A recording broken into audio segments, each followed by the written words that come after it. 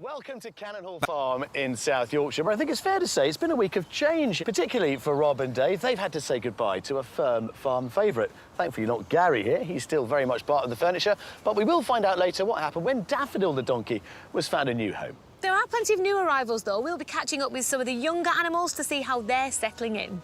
And also on tonight's show, the future of agriculture. I catch up with two new mechanical mates in the form of these fabulous farming robots. I mean, it's clever stuff, but can it make the tea? And JB Gill will be checking in with the farmers fighting back against the rising tide of rural crime. A car that we're not used to seeing will suddenly arrive in the area. Some of the occupants will jump out, they'll let the dogs out, and they'll run across the field chasing hares. That is all still to come on tonight's This Week on the Farm.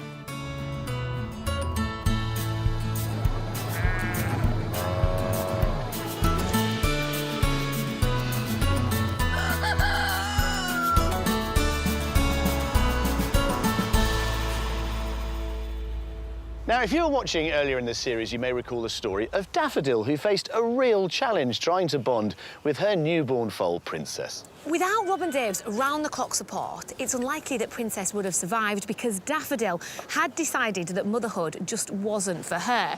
We've got a problem. Mum is not besotted with this little foal. So earlier this week, Rob and Dave were faced with a really difficult decision.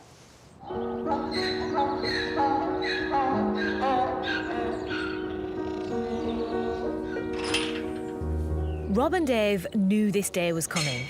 Hello, Flower. But that doesn't make it any less difficult. It's never easy saying goodbye, Dave, but we know it's for the right reasons. Daffodil the donkey is leaving the farm. You're a good girl, aren't you? She just never bonded with her foal, Princess. This was the second one she'd rejected, and so Rob and Dave have decided it's kinder to let her go. We've tried several times now to reintroduce Princess to Daffodil, and it doesn't work. You know, she just rejects her. She's quite hostile to her. Yeah. It's been quite a struggle, hasn't it? It's been a big struggle, and it's not fair to put Daffodil in foal again. You know, we really believe that she's not for motherhood. So the boys are rehoming her, and she's got a special welcome awaiting at the place she's headed. She's going to a lovely owner called Trish, and she's going to be reunited with her sisters and her half-sisters. And I think she's going to remember them. It's going to be special when she sees them for the first time, runs off around that field and hopefully makes friends for life. I bet it's going to be noisy, Rob. Yeah. They'll have a lot to talk about. When Mum goes, Princess will be OK. Look, all gone. She's made plenty of friends on the farm, so we'll have all the company she needs. For the boys, though, this is a bittersweet day. As soon as we decided Daffodil needed to go to a new home, I couldn't think of anyone more suitable than Trish. We're lucky, actually, she's got room for this one. So, you know, thanks to Trish, you know, she's saved the day. This was always going to be a difficult day. It was going to be a day of mixed emotions. I'm just hoping there's some happiness to come at the end of it. Yeah. Trish Thorpe and her partner Gary Richardson love animals. Hiya, Trish. Daffodil is going to be in safe hands here. So you're up for another donkey? It looks like it, doesn't it? No sooner have the boys landed than the welcome party arrives. Daffodil's sisters. I recognise a few of these donkeys. Do you remember the names? Kim, Yeah? That's Kim. Tracy, No. Awake. Barbara, Oh, yeah. Who the could forget? biggest, and Daisy. So we've got Barbara, Daisy, Kim and Daffodil. Yeah. Well, I think if you measure happiness in donkeys, you're going to be one happy lady, Trish. The sisters are crowding round. They seem pretty curious about who's here. What I like, Rob, is they're all there, stood next to the trailer. They're looking at Daffodil through the glass. Yeah. It's going to be, you know, a super moment when Daffodil comes out. It's as if they can't wait to meet her. Right, are we ready for the moment of truth? Yes, let's go for it. Right, come on. Now, don't drag me across the field. Come on, Flower. The plan is to bring the donkeys to the front, let Daffodil see him, and hopefully she's going to trot out and greet him. Oh, look who's here. Come on. Good girl. Good girl. Come on. There we go. Good girl. That's your sister, isn't it? Here you go, Flower. There you go. Oh, she's amazingly chilled. This is just what she needed. Good girl. That's good, that, isn't it? Daffodil's taken to this field like a duck to water.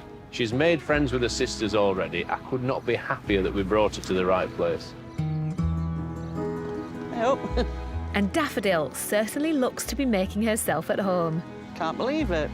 Reunited with her sisters, as happy as a donkey in dust. Well, Daffodil will be sorely missed at the farm by everybody, not least, of course, Farmer Kate. You've brought up some of the most vulnerable animals here, haven't you? We have Daffodil. We are really going to miss her, but it's really nice to see her at her lovely new home, and I'm sure she'll get on really well there. But that is the circle of farm life, isn't it? You know, things come and things go. I mean, that's how it is. Sadly it is, but most of the time it's really, really happy. Like, we've had lots of new arrivals recently. We are surrounded by many of them here. Who's this little fella? Well, I don't think you've met this one before. This is Barbara, one of our Yeah, thank you. oldest alpacas, and this is her little cria here. Now, we weren't expecting Barbara to have another cria. We kind of thought she'd done because she's, you know, had a couple of years off, but she decided, you know, one more time is going to be just fine for her. Fabulous. Now, it was in this very spot, wasn't it, that we saw you release Milo, the pygmy goat. Here he is. Hey, buddy. Hello, mate. I tell you what, he's got some weight in him now. He's really pushing against my hand. Oh, and a little butt. So one thing we find with Milo, he likes to spend time with Rob and Annie and chase them around, but he also likes to spend time with our group of alpacas here because he can sneak under the gates. He's so little, and he's found a bit of a kindred spirit in Dolly, one of our youngest ones. This is Dolly, yeah, yes, the teddy bear. I mean, absolutely. you can't miss her, can you? And then I think over here I spotted Dave. Yes, Yeah, let's go have a catch-up with him. How's Dave getting on? Because he had a really difficult start, didn't he? He did. It wasn't the easiest, and you may remember we had a lot of problems with that leg, and we've had that kind of bandage off a few days, and I'm really pleased. He's looking so strong. He is absolutely owning that, isn't he? He is. Kate, you work your socks off. It's always a pleasure. Now then, Helen, Rob and Dave are with one of the farm's other new arrivals. So cute. That's right, Jules. You might remember last week we introduced you to this cute little fella. He is so cute. I could stroke him all day. He has no name as of yet. That is about to change, though. Rob, Dave, we asked our lovely viewers to give us loads of suggestions. They didn't let us down. Some of our favourites included Ferris Mueller. Nice. That one. Donkey... Oh, not a fan. Mum says no. Donkey Osmond. I like that. Lots of awesome theme suggestions for your name. Conker, Chestnut, Pumpkin. Nice but not special. OK, harsh but maybe fair. Thank you, I appreciated your entrance. Drum roll, please, because you have picked a winner. The winner is Don Quixote. What do you think? Yeah, I like it. He's a star in the making. Quite a few of you actually suggested that name, so thank you for getting in touch. If you were one of those people, you'll see your name on screen now. As always, you can get in touch with us on our social media channels. Let us know what you think throughout the week. All right, you might need to get some more food. Stay with us because after the break, we'll be catching up with JB Gill, who has been finding out about farmers taking drastic measures to fight back against rural crime. And Jules meets the farming robots of the future.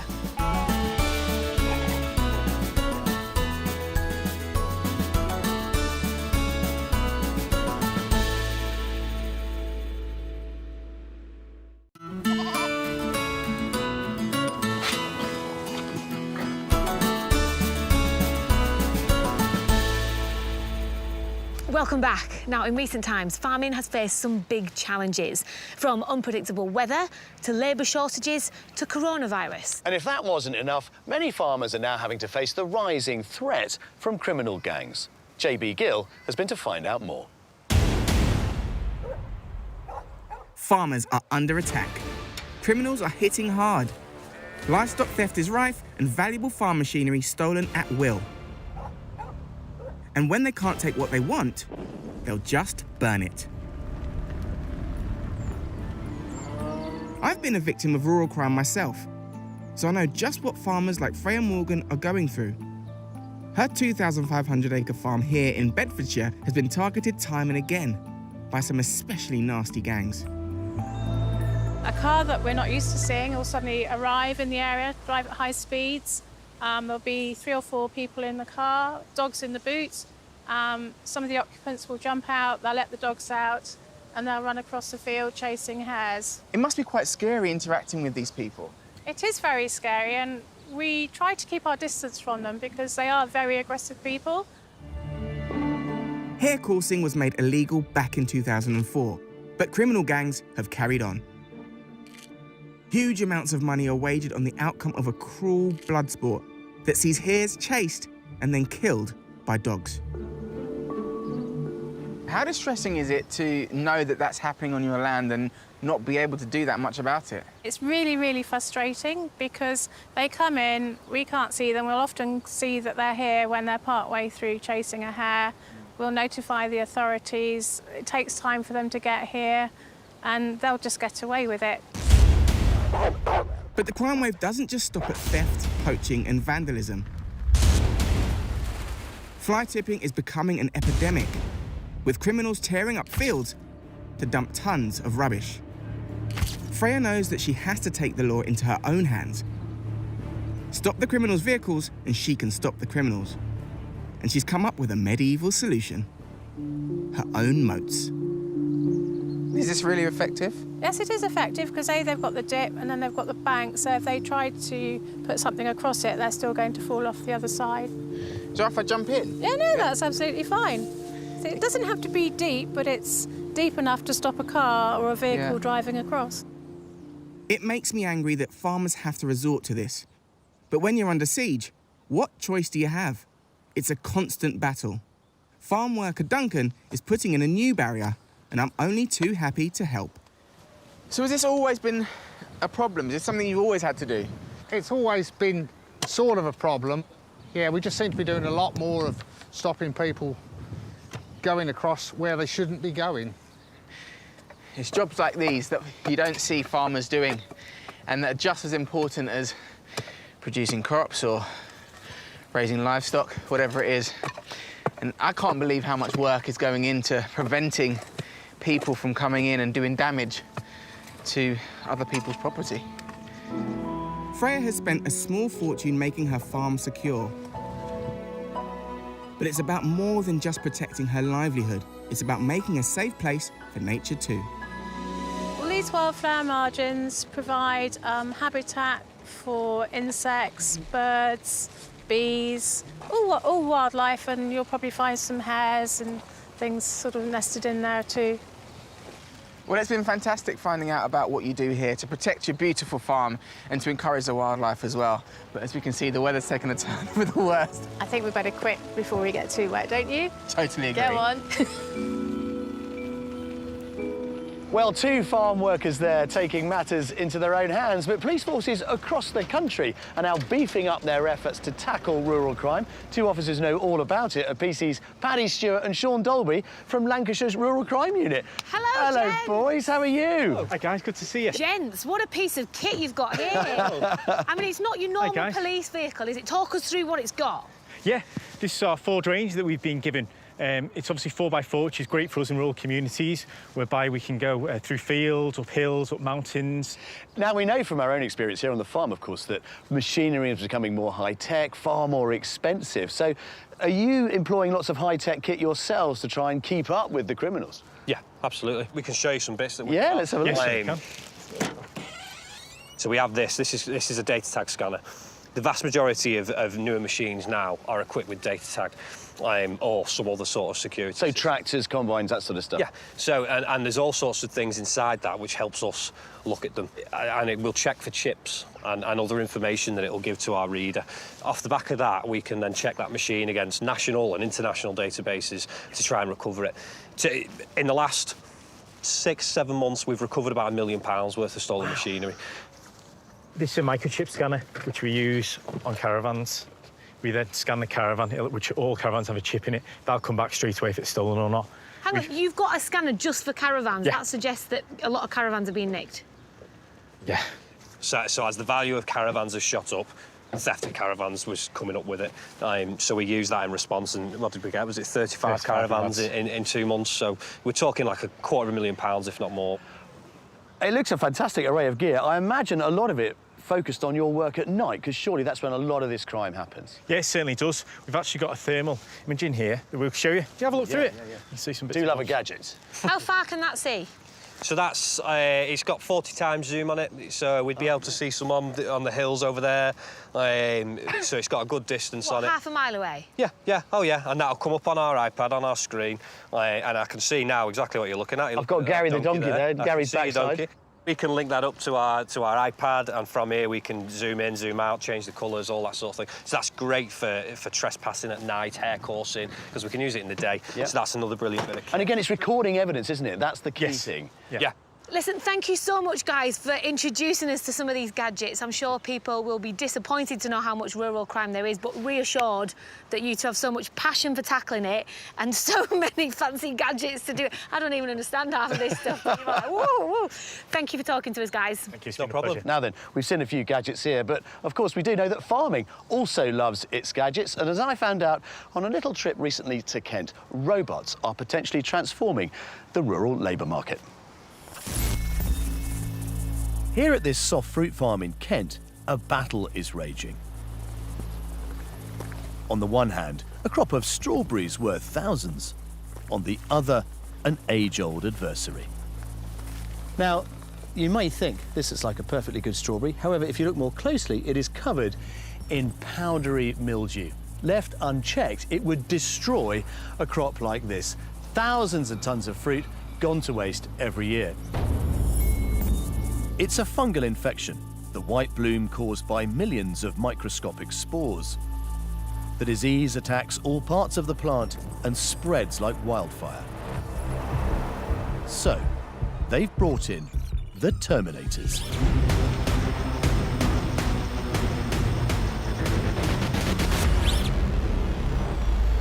I'm meeting Dan Sargent, the man behind the machines, to find out how they work and if they could offer a solution to farming's labour shortage.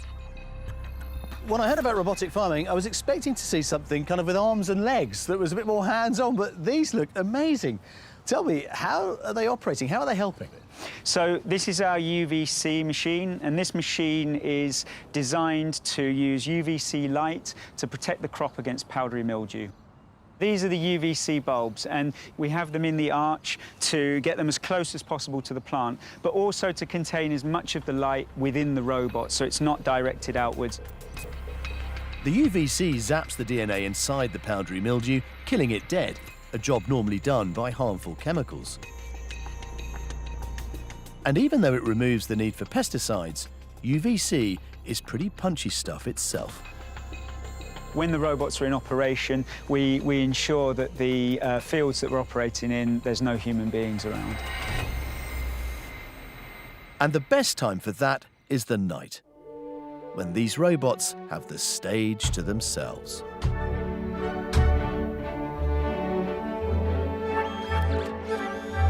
The robots can cover up to 5 kilometres in a single night, blitzing the mildew and saving our strawberries. And there's a lot at stake. In recent years, powdery mildew was costing the industry £57 million annually.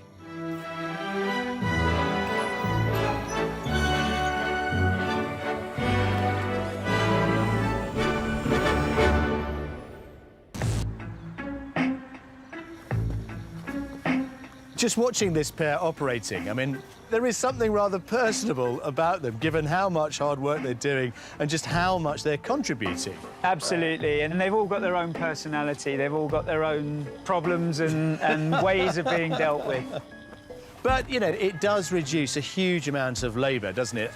Well, what it does is it allows the labour on the farm to be more efficient and allows the more repetitive, mundane tasks to be done through automation. I mean, it's clever stuff, but can it make the tea? Turns out making tea for different people is very, very difficult. Everyone likes it differently. So easier to tackle the mildew Absolutely. than making a cuppa with a robot. Yeah. Maybe one day. Until then, it's hasta la vista from these disease-defeating, strawberry-saving, future farming terminators.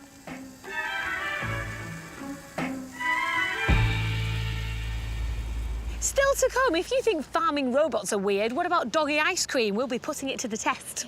And we meet a couple who had to deal with a little bit of emergency pig dentistry. We'll see you in a bit.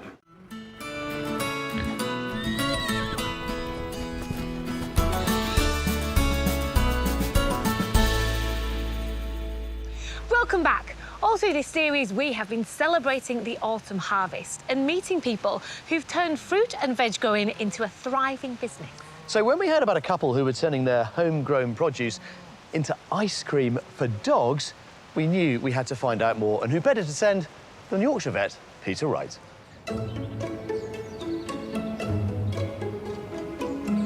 As a vet, I've seen countless cases of dogs eating things they shouldn't. We know we shouldn't give them human treats, but they want them. So one clever company here in North Yorkshire has solved this riddle. Simon and Helen Reinberg and their daughter Verity make ice cream, the human kind, and a special kind just for dogs. Now this I must see, so I'm joining them at their ice cream HQ in the local village hall. Good morning. Now then, Peter. How are you? Very nice to meet you. So, what's happening this morning? I'll ask you to put these on. Well, I don't know about this. And then we'll throw you in at the deep end and you can come and help make us some ice cream. I'll certainly roll my sleeves up and give it a go. Simon and Helen never planned on making ice cream for dogs, but demand from friends and local dog walkers made them take the plunge. Now, normally I'd be eating it, but I'll always do my bit for dogs. And not for them, the usual fruit either. They're getting the fancy stuff. I need you to peel the bananas and then give them a good squish up with your hands. I can see why I had to roll my sleeves up now. Bananas are okay for dogs, but they are high in sugar, which means they should only be an occasional treat. Our ethos with all our ice creams is we try to keep it as natural as possible. We have no more than the most 5 ingredients, so it has nothing nasty in it, nothing added, no chemicals, no added oils or vitamins. It's just purely a fun treat for the dog. Along with the banana, we're adding some even more luscious ingredients. We're going to be using some 100% organic peanut butter. Excellent. Because I know some peanut butter products do have xylitol in, which is toxic to dogs, and it's very reassuring to hear that you don't have that in. Whilst it might be tempting to give our furry friends a lick of our own ice creams, it's really not good for them at all. As you are aware, dogs cannot break down lactose. They don't have the lactase enzyme in the body as we do. That can lead to seriously upset tummies or worse conditions like pancreatitis, which can be life-threatening. And that's why we're putting in yoghurt made from coconut. There's no milk or cream at all in any of this. Next in goes the egg yolk, then the peanut butter, all whizzed up in one of those fancy-looking mixers. You know, I think we should have one of these at home for mixing Yorkshire puddings. Yeah. Then it's time to add the egg whites. It smells fantastic. It does smell nice, doesn't it? I think I've scooped the lot. Maybe not. Definitely get more out of here. Well done. That's it, yeah. Well, I am only a beginner. Yeah. A bit of elbow grease and this yoghurt mix is starting to look just like real ice cream. It'll be 24 hours in the deep freeze before this batch is ready. Meantime, we've got some just out of the freezer, and there are some serious critics ready to do the tasting. Would you like some? Would you like some? Come on then. Oh, Molly, yeah. Oh, yes. Oh, we've got a winner. Oh, lovely. Piglet, high five. High five. Hey! That's the ultimate seal of approval. Well, you didn't think we'd let Peter have all the fun, did you? So we have devised our own probably not so scientific experiment to see if Doggy ice cream is all it is cracked up to be, with some very wonderful guests and their pampered pooches. We've got Roger with Dolly there. That's Katie's dog, isn't it? It is. Your granddaughter's dog. Yes, it is. Rob, you've got Dora. Yeah, the apple of my eye. Indeed. Well, and of course, we've got Pip over there with Dave. And Shona, the Yorkshire Vet's here with your two, Sansa and Isla, mother and daughter. Yeah, they're really excited to try ice cream. Love food. I'll bet they are. They're anything like my Labradors. I bet they can't wait. We've got 3 different brands. We're going to give them to each of the dogs, and then, based on how they react, you guys give us a thumbs up or thumbs down. It's a bit of fun. Is this what the dogs really want, though? Let's find out. Jules, So, if you can deliver. Shall we start, then? So the first one is strawberry frozen are, Dolly. yoghurt. So not technically an ice Dora. cream. There we go. Oh, look. Oh, look. All right, one each. There you go. Oh, my goodness, typical Labrador. That's gone in one go. That was inhaled. Let's start with Shona. Based on Isla and Santa's reaction, thumbs up or thumbs down? Thumbs up definitely from Isla, who was already looking for the leftovers. Dave? Definitely a thumbs up. Pip's just eating the lot. I've got the cleanest bowl around. And I think she attacked it with gusto. So. yeah, no, she is tiny, so we've not let her finish the whole thing. Sorry, Dolly. There you go. Next up, we have a strawberry, banana and apple from Berkshire. Oh. From Berkshire. Get it? Oh, you got it. You just didn't find it funny. There we go. Okay. There we are, Dora. There we are, Pip. Isla, again, has just inhaled a whole block of ice cream. Oh, now then, a refusal there. Is that a refusal from Dora? She's not overly impressed, Jules. She's not as keen as the other one. No, isn't that funny? Don't eat. And actually, not so amused there from Pip. She definitely liked the other flavour better. Oh, I don't know. We're having a go now. Oh, no. No. Unsurprisingly, Isla's thumbs up again. Yeah. Let's move on to the last one, a bit of classic vanilla. Right, then. Let's see what you think of this. Dolly, there you are. Be gentle now. Now then, again, I suspect Isla has demolished that in one go. Yeah. Shona, do you feed that dog? What do you think, Shona? Is ice cream like this a good idea? Yeah, I think it is a good idea. Nice little treat for them. Not too many. So, Shona, thumbs up or thumbs down for the vanilla? Less so than the other one for Sansa. Thumbs up or thumbs down for Dolly, Roger? Oh, I'm sure she really likes it. But it's a little bit difficult because it's so frozen, that's all. As a dog owner, and clearly a concerned dog owner, Roger, is ice cream the kind of snack you would give your dog? He didn't give it his children, never mind his dog. Well, there you go, Rob. Make up for all those years. Thanks, Ellen, after all these years. Oh, well done. Brilliant, guys. You're right. So I think we can conclude that it is kind of successful.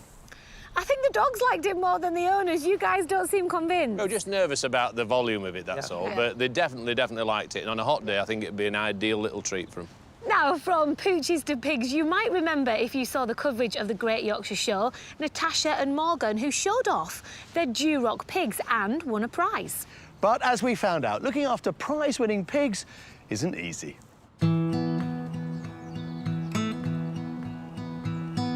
Tucked away in this quiet corner of North Wales is a rather special farm, home to many a pedigree pig. Oh, look at Janice. She's changing every single day. She's gone big, isn't she? Running the place are first-generation farmers Morgan Halliday and his partner, Natasha Wood. There you go, fair lady. Is that nice, Harley? Who, in the last 2 years, have built up a herd of over 100 pigs. We've got pedigree Duroc. We've got pedigree middle whites. We've got pedigree large blacks. We've just recently added a pedigree saddleback. In the summer, they announced their arrival as breeders of prize-winning pigs when they secured rosettes at the prestigious Great Yorkshire Show. Cheers. Thank you very much. But next year, they're aiming for the top prize, which means their preparation starts now. Hiya, Rodders. Hello, Rodney. Come on, then. Back up. Come on. They want to grow their award-winning herd of Durocs, a hardy breed, that originated in America. But their plan relies heavily on this chap. Rodney's one of my favourites. He's not just my favourite, he's Morgan's favourite as well. And he means a lot to our herd. We're going to get some, hopefully, good babies off him. Unfortunately, though, 5-year-old boar Rodney has lost that loving feeling. He's got some razor-sharp front teeth, which are painful for him and make it dangerous if he shares a pen with any of his female friends. So today, his troublesome tusks have to be trimmed. He gets a bit boisterous and a bit jiggly with the ladies and tries to nudge them and belly rub them, and he'll cut them open if it's not done. If it's not done and he hasn't, and they're not nice and short. Today's a positive day. Once they're done, he can go back in with a group of friends. He don't have to live on his own. I just hope Rodney works with us. Natasha and Morgan have called in vet Dovrig Williams to carry out the procedure. Pigs' teeth constantly grow. They do have nerves right at the bottom of the teeth, but we'll only be taking the top off them today, so it's the equivalent, really, of cutting your fingernails.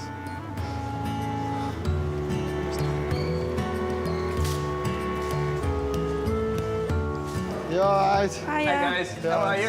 I'm good, how are you? Very well, thank you. He's a big boy, isn't he? Yeah. What do you say is the best plan of action for today, then?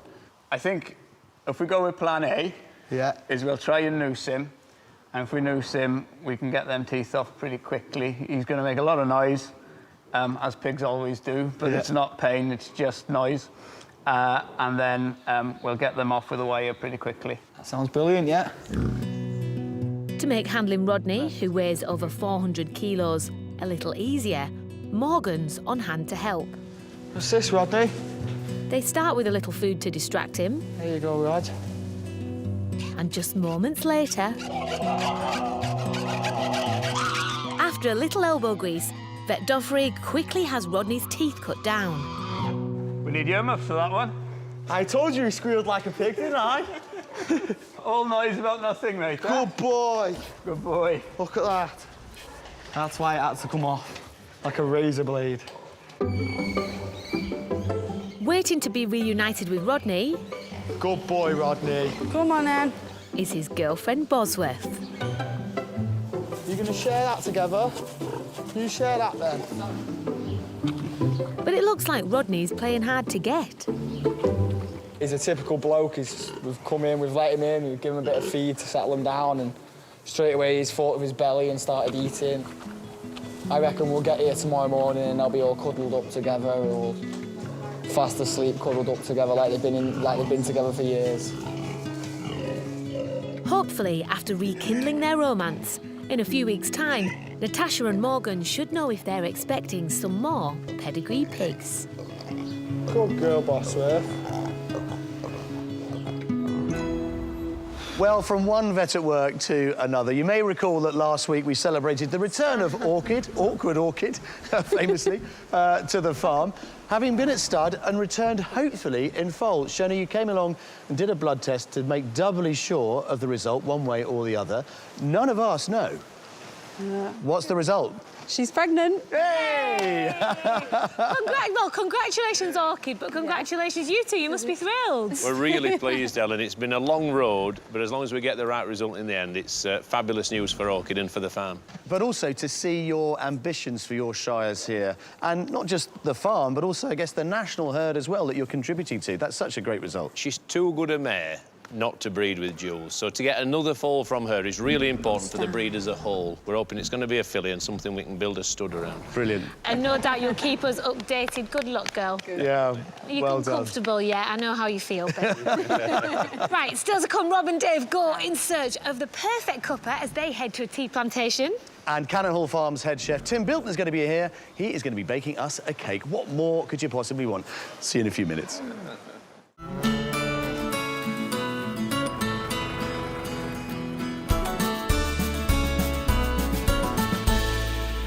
Welcome back, and head chef Tim Bilton is here. Tim, always a pleasure to see you, and this is our favourite part of the show, isn't it, really, when we get to eat and drink stuff. Look at all this. No offence to the oysters, but I'm a bit more excited about today's offering, because something tells me we're going to be making pudding, and I like pudding. We do love a cake. What are you making, Tim?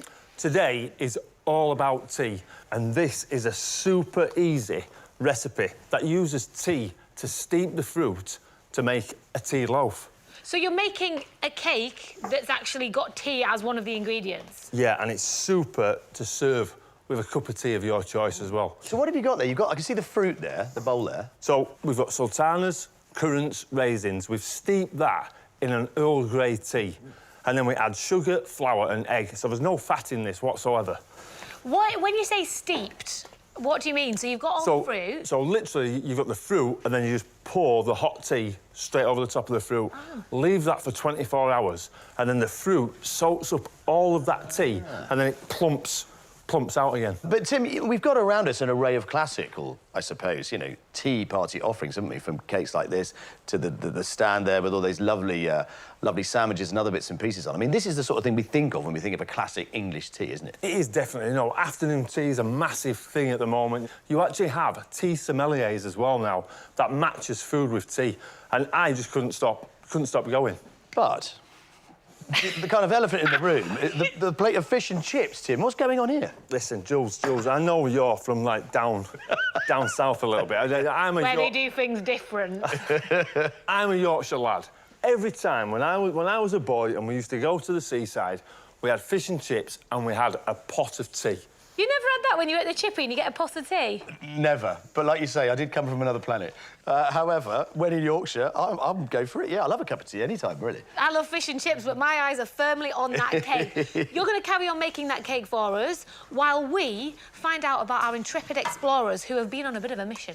Yes, we sent Rob and Dave in search of people who grow tea, not to the other side of the world, as you may think, but somewhere far closer to home. Tea, the drink that built a nation. There's no limits to the lengths we'll go to for a good cuppa. I'd never thought there was a tea plantation in Jersey. I always thought it was something that had grown thousands of miles away and our climate wouldn't be suitable. Well, I suppose we are quite south, aren't we? You know, they'll get a bit better weather than we do in Barnsley. The boys have come to the Jersey Tea Company, just outside the island's capital, St Helier.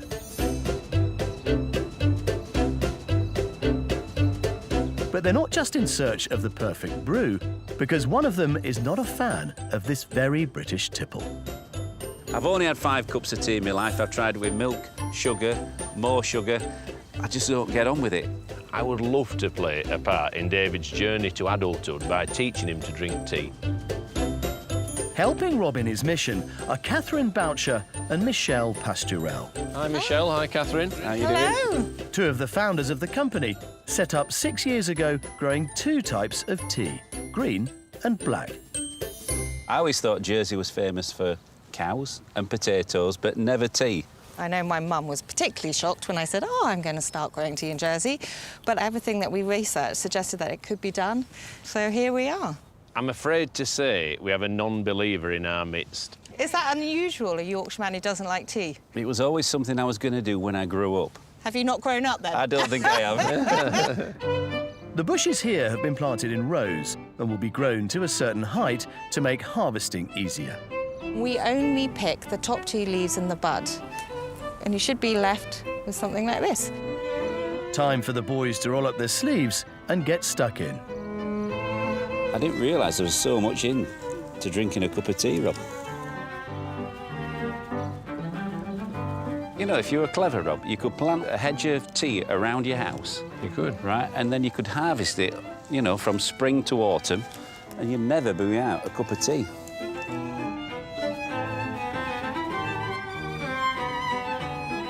Are you picking all my leaves? What can you do with them? Right, my basket's full. Come on. I hope I like tea. It's off to the processing room for our tea boys. Are we ready to make tea, Rob? Yeah, but it's not a race. We need to make it proper. The hot wok helps cure the leaves. The trick is not to let them dry out too much. What you're looking for is something a bit like wilted spinach. This is a beauty treatment, not for your hands. I can feel my pores opening up and all the cleansing goodness from the tea. Once the leaves are wilted enough, they're poured out onto a cold surface and rolled. It's all in the wrist action, and Dave's got it off to a tea. I think you've done this before, Dave. The moment of truth is The here. moment of truth. Let's give it a go. Come on. Brilliant. Oh, wow. Happy birthday. Here we Very go. stylish. Dave's opted for the green tea. Now this is a big moment.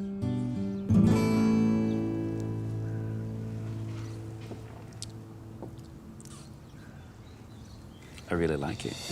Yeah. Brilliant. Yeah. So pleased. This is really, really good. Well done. Oh, thank you. Delighted that you like it. Dave's overcome the reluctance of a lifetime, and a whole new tea-drinking chapter has begun. Today you became a man. Cheers. Thank you very much. I am now a tea drinker. Yay. Well, what a trip you had, boys. My favourite thing in all of that was like, oh, he's going to graduate to being an adult. Please, can you share with some cake? Because I can't even speak. I'm drooling over the cake. Come Share on, with Tim. us. So this is a lemon cake. And we're gonna try these with the Jersey tea that the boys picked. We've also got some carrot cake. All the classics. All the classics. And what we want to know is what cake goes best with the Jersey tea that we've brought back. Interesting. And then this is the tea loaf that I prepared earlier.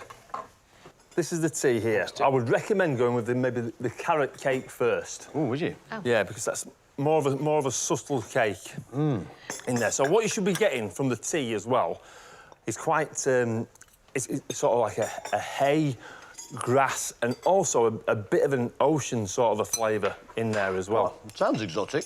Or is it not just tea? Is tea just tea to most people? Green tea is a very different taste, and I do like it, but it is quite a distinctive taste, isn't Yes, yeah, definitely. The ladies from Jersey would go wild if you put milk and sugar with this. Oh, Oh, absolutely. yes. The carrot cake is delicious, and actually, I do drink green tea, not often with cake, but that's nice. Really nice. Is it a bit gingery, that carrot cake? There will be a touch of ginger in Yeah. there. That is absolutely delicious. Can I try your tea loaf? Have we Please got do, something like please do. that? This is the star of the show. Go on then, what's your pick for the tea to go alongside the Jersey green tea? It's got to be lemon cake for me. Sorry, Tim. Definitely Tim's tea loaf. Impeccable, that. Tea loaf all the way. Fantastic. Yeah, I was going to say the lemon, but I want to say tea cake just to make Dave feel bad, so just you do it. It's so nice that all the adults in the room are taking the tea loaf. Tim, thank you as always for your expertise and your culinary skills. Delicious. Can you get Dave a pop and a packet of crisps? And that's all we've got time for today. See you soon. Take care. Cheers. Tomorrow night at 8, Bill Nighy describes luscious landscapes from comfortable carriages in new world's most scenic railway journeys. Brand new next tonight, Escape to Iceland. With Alexander Armstrong as your guide, the last leg of his journey is going to be stunning, thought-provoking and occasionally very, very cold indeed.